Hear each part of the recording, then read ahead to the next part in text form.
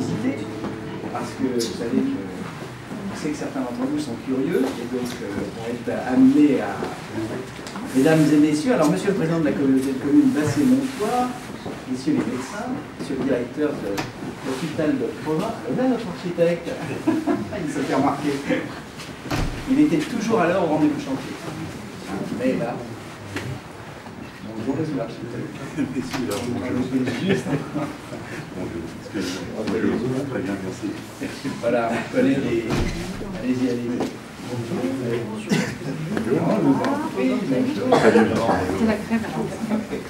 Donc on a, messieurs, mesdames, messieurs, les personnels de santé, parce qu'on a invité des infirmières, podologues, j'en oublie, podologues, dentistes ou représentants du dentiste, puisque faut que je le dise comme ça, des médecins, professeurs de médecine. On a invité aussi les entreprises, parce que les entreprises sont à l'honneur aujourd'hui.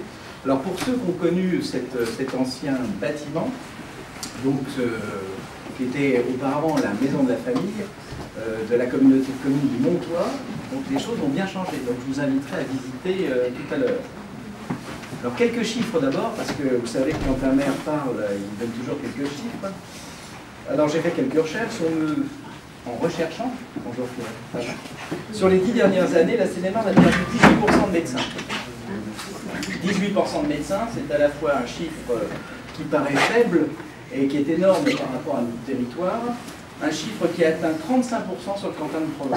Nous faisons partie du canton de Provins. Et c'est bien pour cela que sur ce canton, nous faisons partie des, on va dire, des zones un petit peu sinistrées pour ce qui concerne la couverture médicale. Donc on a des médecins, on a deux ici, un troisième sur la commune, et ces médecins, effectivement, ils nous sont précieux. L'accès aux soins, vous savez, reste difficile pour bon nombre d'entre nous. La désertification médicale qui s'installe peu à peu dans les secteurs ruraux ne nous épargne malheureusement pas.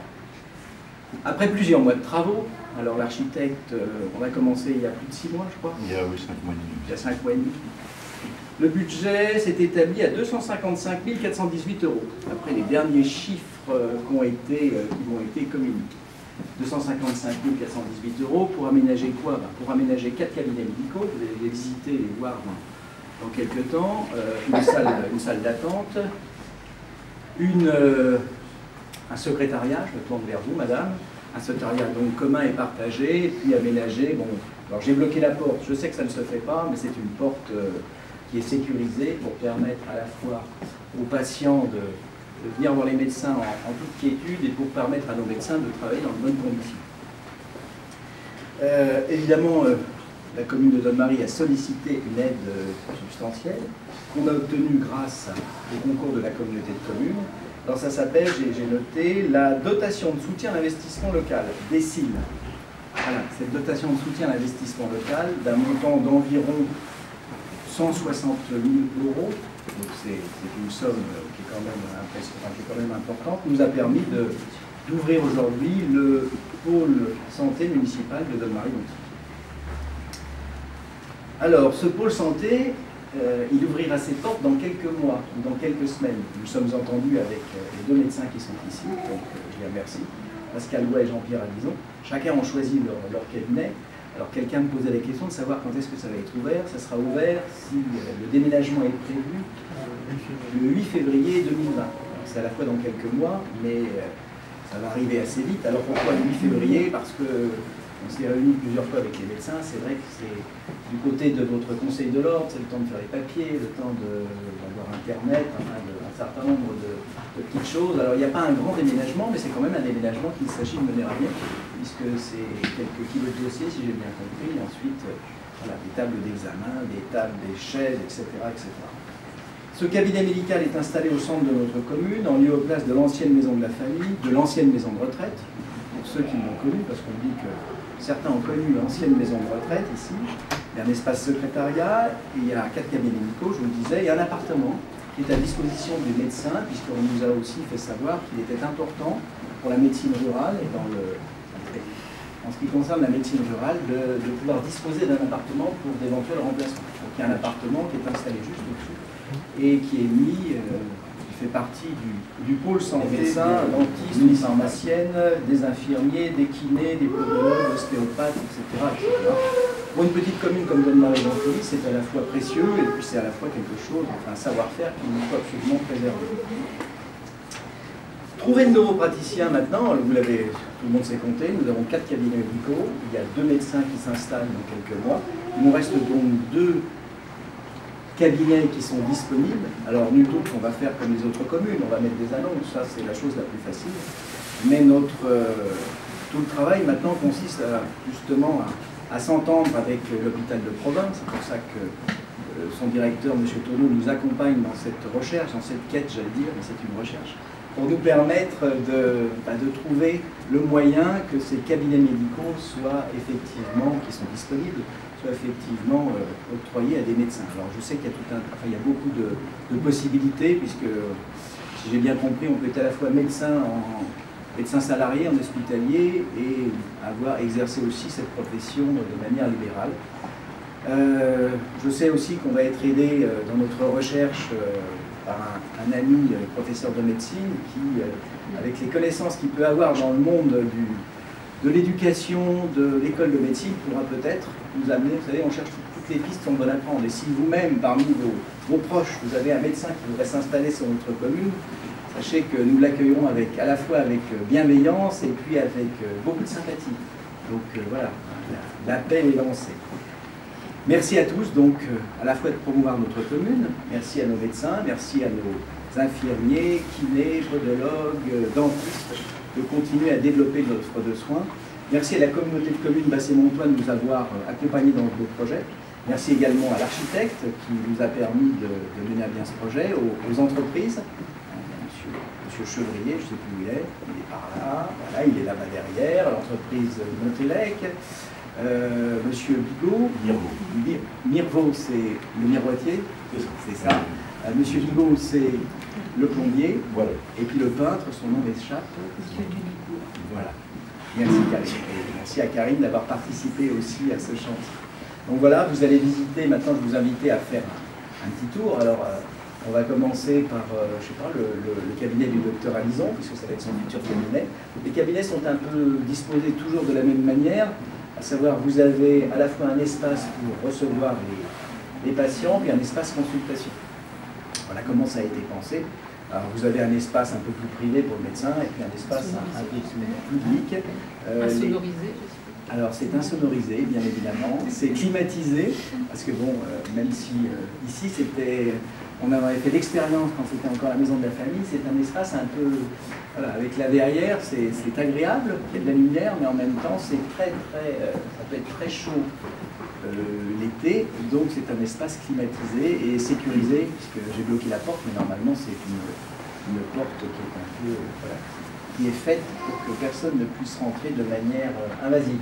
En tout cas. Donc le cabinet du docteur Alison, le cabinet du docteur Bois, et puis 2 autres cabinets, là et là, qui sont à disposition des médecins. Voilà, je vous remercie. C'était la maison de l'enfance, gérée par la communauté de communes du Montois. Donc c'était il y a déjà fort longtemps. Le problème de la présence médicale sur l'ensemble du territoire, c'est vrai que nous travaillons depuis fort longtemps à essayer de trouver des solutions. Alors, on en trouve quelquefois, on n'en trouve pas toujours, mais je pense qu'on s'est tous donné la main pour essayer de faire un maximum d'offres et de possibilités d'installation. Je vous le rappellerai, on est ce soir là dans un vrai sujet où tout le monde a tiré le projet pour pouvoir le réaliser. On est sur l'autre projet qui est finalisé à Bray-sur-Seine. Donc les travaux sont terminés. Montigny-Lampoux, parce que, excusez-moi d'en parler, mais j'en parle quand même un peu. Montigny-Lampoux, on a un espace aussi médical. Tout ça pour essayer de retisser une offre médicale sur notre territoire. Je vous le rappelle quand même, le territoire c'est 24 000 habitants et c'est 42 communes. Donc et quand même des communes très rurales. Donc ce problème de santé sur le territoire, je me permets de sourire un peu parce qu'on y a passé des soirées et des soirées avec différentes possibilités. Et c'est vrai que si on ne fait rien, on est sûr de rien avoir. Et c'est pas parce qu'on a des beaux espaces, on le voit ici. Hein, vous avez bien anticipé le fait d'avoir des locaux pour accueillir. Hein, il n'empêche que maintenant, il faut essayer de rebondir. Mais je pense que c'est la bonne méthode. C'est la bonne méthode.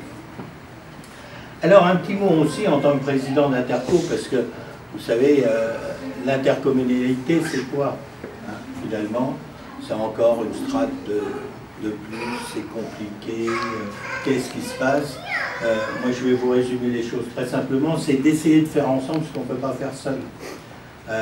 Le cas de la commune de Paris, ben, c'est tout à fait ça.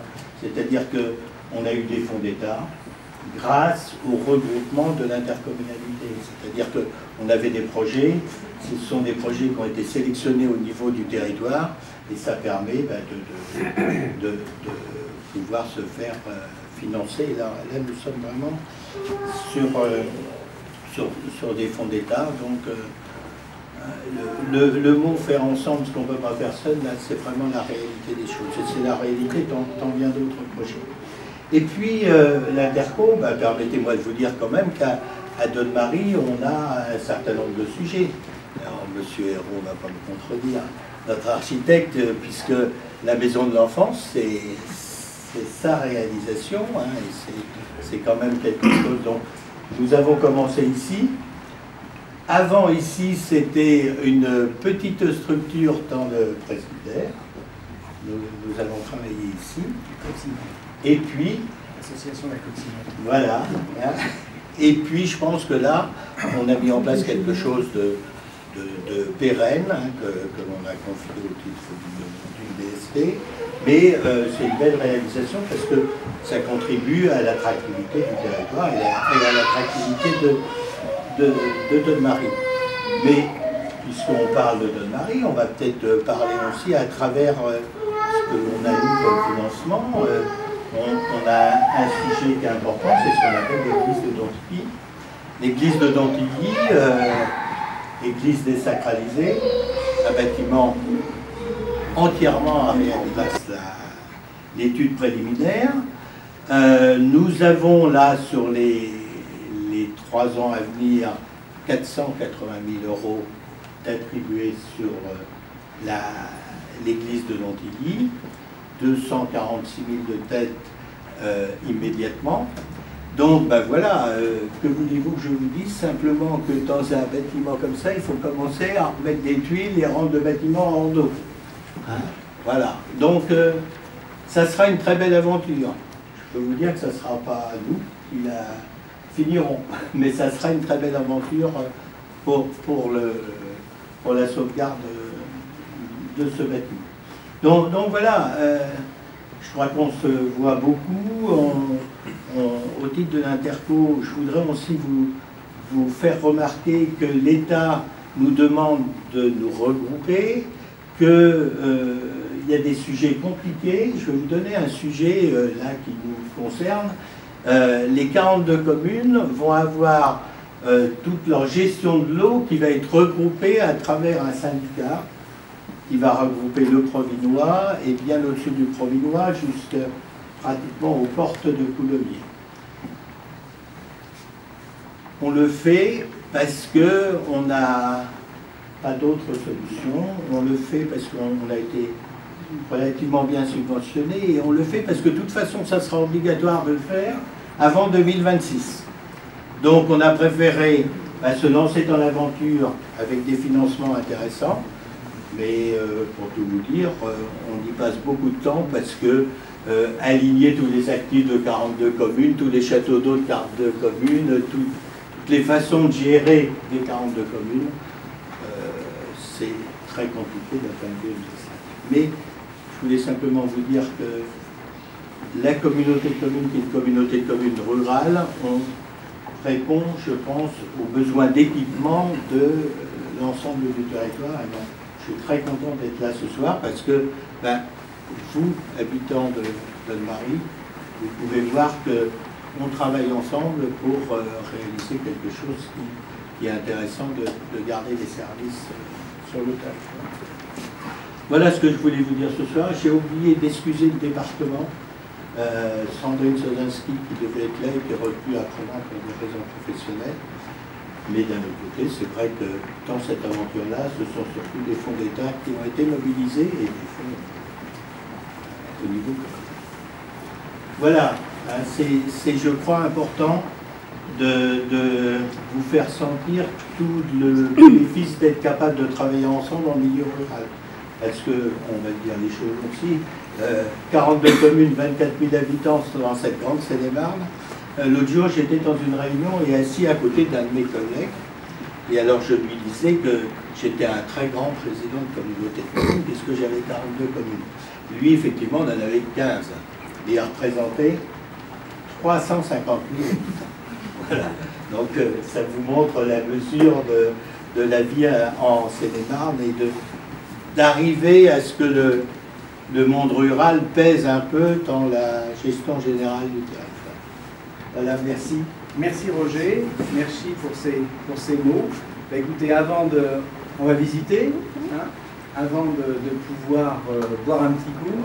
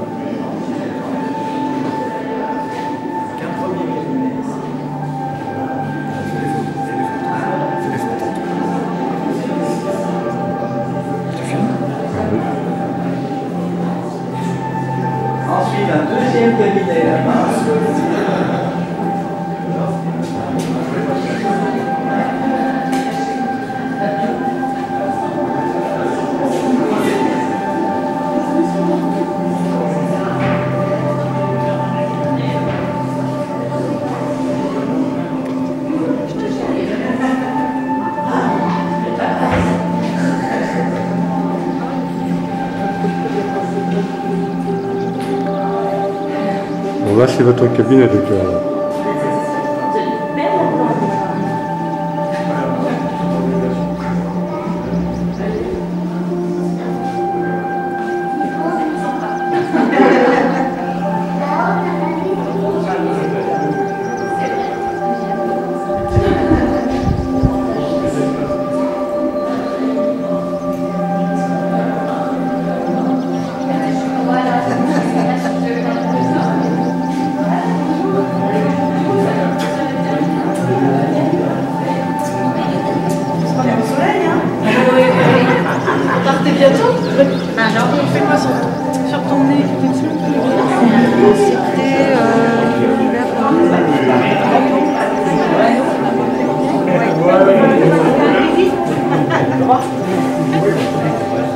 Non, pas moi, pas moi. Ah, tant pis pour toi.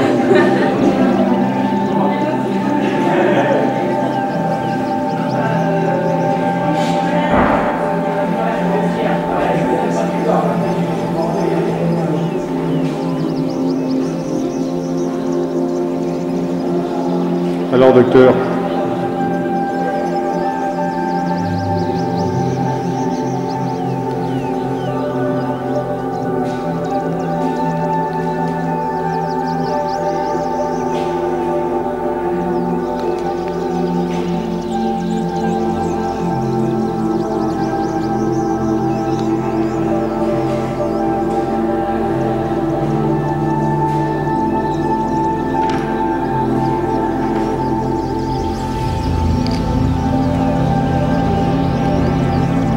je pense que c'est le cabinet, on se déshabille. Le cabinet de déshabillage, je pense.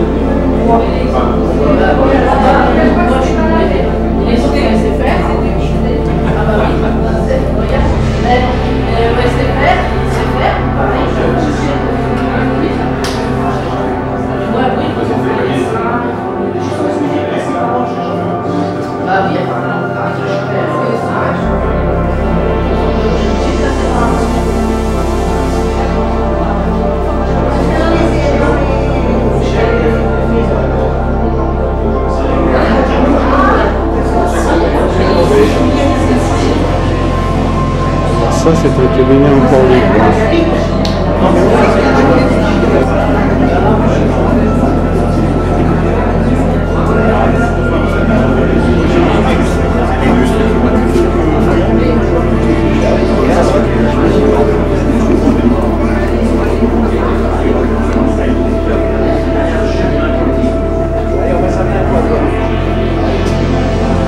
C'est les chiottes.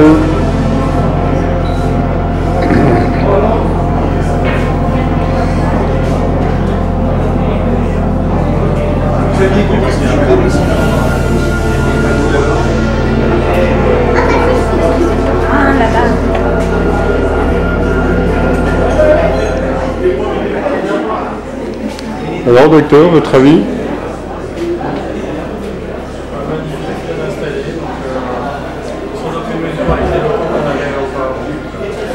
Ah ça oui, ça d'accord.